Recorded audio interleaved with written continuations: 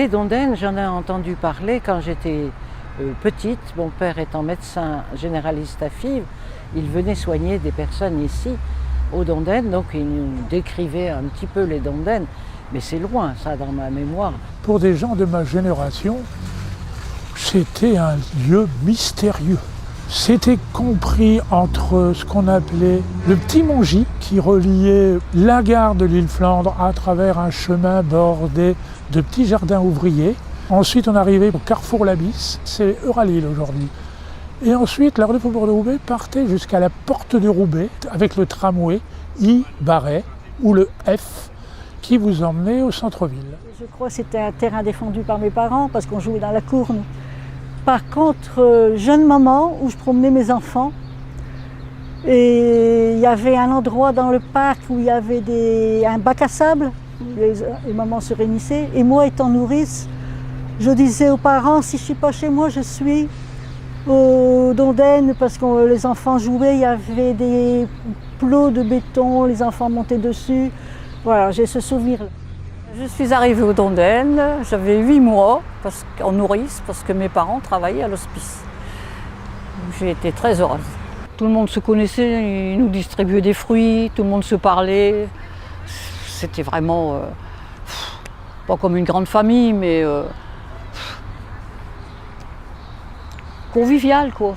Dans la mémoire lilloise, il y avait pas loin une décharge où les gens allaient reprendre des choses pour faire de leur petit commerce, pour vivre, faire ailleurs, etc. Et c'était un cloaque. Oui, pour certains, quand mon fils y allait à l'école, on disait « Oh, il y avait un bidonville ouais. », c'était vu comme ça, quoi. Mais bon, nous, on ne voyait pas les choses comme ça. Hein. Certains disent que les Dondaines étaient un bidonville. Moi, je n'ai pas souvenance, j'ai les souvenances de mes copines qui y habitaient. On allait à l'école ensemble et c'était des petites maisons construites sur un terrain des armées. C'est ça surtout. Et il y avait aussi, vers la fin des Dondaines, tout un quartier où il y avait des roulottes. Des roulottes sur roues, hein, des roulottes en bois comme on peut en voir tirées par des chevaux. C'était la misère, c'était ce que les gens voulaient faire de leur vie. La misère, non. La richesse, non plus, ni l'opulence. Il y avait des logements plus ou moins différents, c'est sûr, hein, mais il y avait des beaux logements, hein, genre petit chalet, quoi.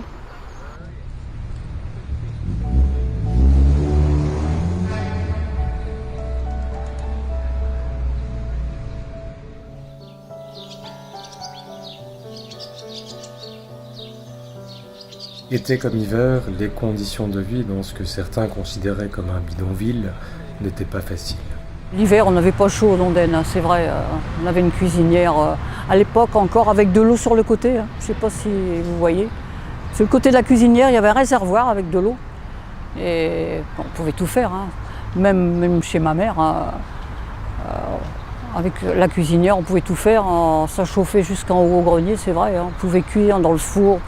Il y avait le marchand de charbon à côté, il y avait le marchand de ferraille plus loin, il y avait des jardins ouvriers.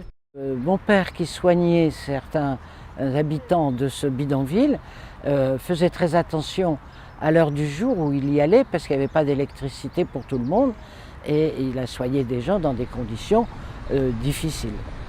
Non, il y avait la lampe à pétrole. Après, je ne sais plus à quelle époque il y a eu quand même l'électricité, hein. Mais on n'avait pas de frigo, on n'avait pas tout ça. Hein. C'est vrai qu'on vivait quand même. Hein. Après, quand j'ai resté là, j'ai eu du mazout, j'avais des tonneaux de mazout.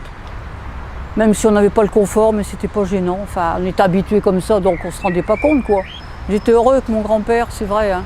J'étais pas sage à l'école, j'étais toujours punie tous les jours. Donc j'avais 100 fois, je ne dois pas faire rire les autres. Donc le grand-père il signait discrètement et puis il mettait ça dans le carton. L'hiver, on avait de la neige jusque là.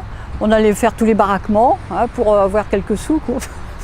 Maintenant, je ne sais pas si ça existe encore. Je sais pas. À l'époque, c'était la liberté, quoi, c'est ça. Hein. Alors depuis l'époque du bidonville, à partir du moment où il y a eu un enfant qui est mort à cause des morsures de rats, Pierre Mauroy, maire de Lille à l'époque, a vraiment décidé de raser ce bidonville qui était appelé par la ville zone non habitable programmée. Oui, j'ai quitté les Dondaines en 70 parce que on a été obligé que le pacte récupérait les terrains. Hein. Puis mon mari, à l'époque, il m'avait fait reprendre un magasin rue Philadelphie, un machin de tâturerie, mais qui ne marchait pas, quoi. C'était la misère aussi, mais enfin. Où on a eu 500 francs à l'époque pour le baraquement.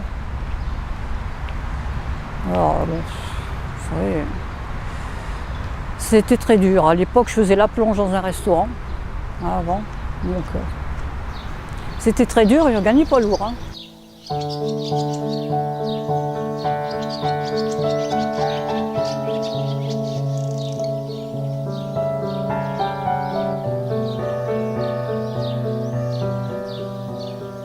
Les habitants des Dondaines vivaient dans un confort spartiate, mais le bonheur était présent. Le parc des Dondaines a changé de nom parce qu'avant c'était le Château-le-Moine où on passait les 2 mois de vacances. On n'avait pas les moyens de partir en vacances et c'était le camp de vacances Château-le-Moine. On était à l'air, il y avait de quoi passer des bonnes journées quand il faisait beau. On n'était pas malheureux, quoi. Avec les garçons d'à côté, on jouait au cow-boy. Ouais, c'est vrai. Et vraiment des bons souvenirs, quoi, parce que j'ai passé ma jeunesse là dans cette cour où le soir, quand il faisait beau, on se mettait à jouer dans la rue, dans la cour aussi, et les gens se parlaient. Alors quand les enfants se disputaient, les parents ne se parlaient plus, c'était même comique. On allait à la marotte à poire avant d'aller à l'école. On allait chipper des poires et des fruits dans les vergers, dans les trucs. Puis on arrivait tous en retard à l'école. C'était l'époque où il y avait aussi la Ducasse dans le quartier. La rue Saint-Gabriel était coupée par un manège, le Babystar. Et on attendait le 15 août avec impatience parce que c'était la Ducasse.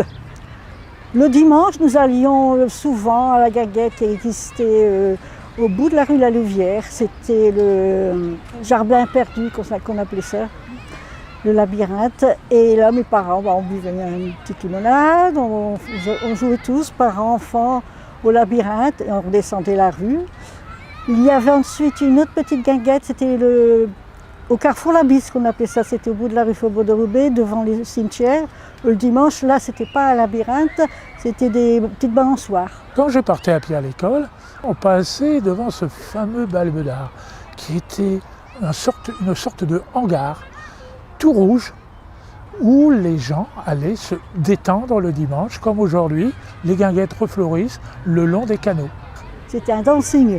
Et quand j'avais 17 ans que j'allais à Valentine-l'Abbé, je disais chic, plus tard je pourrais y aller au bal. Mais non, malheureusement, à la construction de l'autoroute, ils sont partis.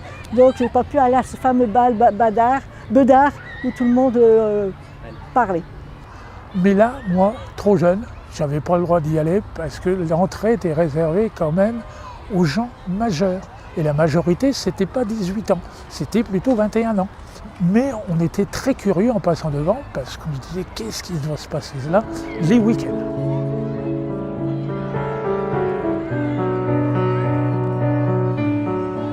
Terrain vague pour certains, décharge à ciel ouvert pour d'autres, le quartier des Dondaines était aussi connu pour son artère commerçante, la rue Eugène Jacquet, et son fameux marché Place Madeleine-Collier.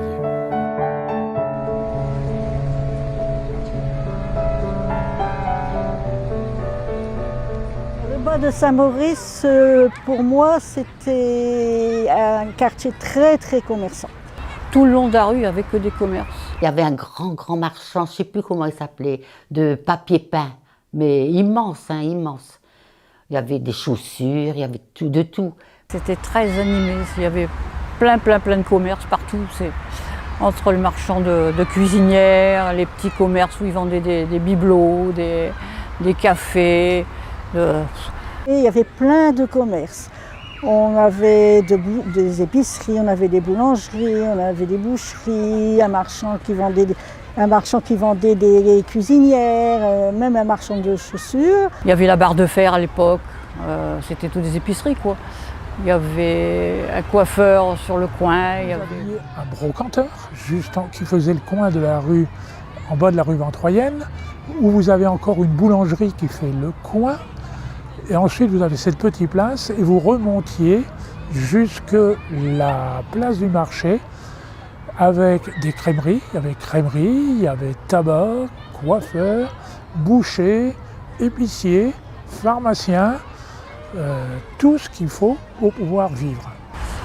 La semaine, on allait 3 fois par semaine au marché Collier. Quand j'allais au marché à Fives, il fallait déjà prendre une poussette d'enfant. Hein. Alors, vous ne voyez pas, d'ici à Fives, monter la rue Saint-Gabriel et revenir avec les sacs, la voiture d'enfant et courir parce que l'école elle allait tourner. Et voilà. Le jeudi, c'était plutôt un marché familial.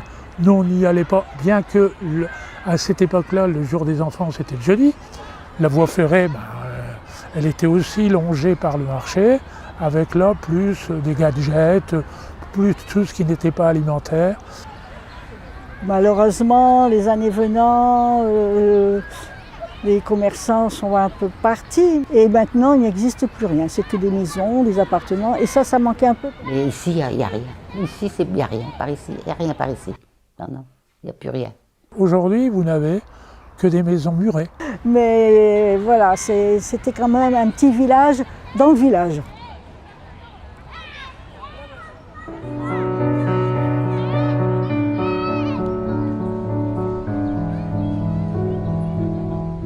Aujourd'hui, espace de verdure et havre de paix des habitants de Saint-Maurice-Pelvoisin, le quartier des Dondaines a su se réinventer.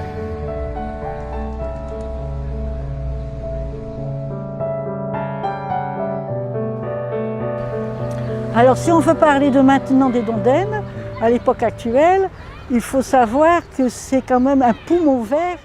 En fait, c'est un espace de verdure, c'est sûr, qui a tout son rôle pour les promenades, etc. On le voit bien, là, on a vu passer des gens avec des chiens, les parents avec les enfants qui pique-niquent ici. L'été, je suis surprise de voir qu'il y a autant de monde qui vient de l'extérieur. Et une fois, j'ai entendu dire « Oh, c'est joli, vous avez toutes ces fleurs qui s'ouvrent, les petits rosiers, tout ça ».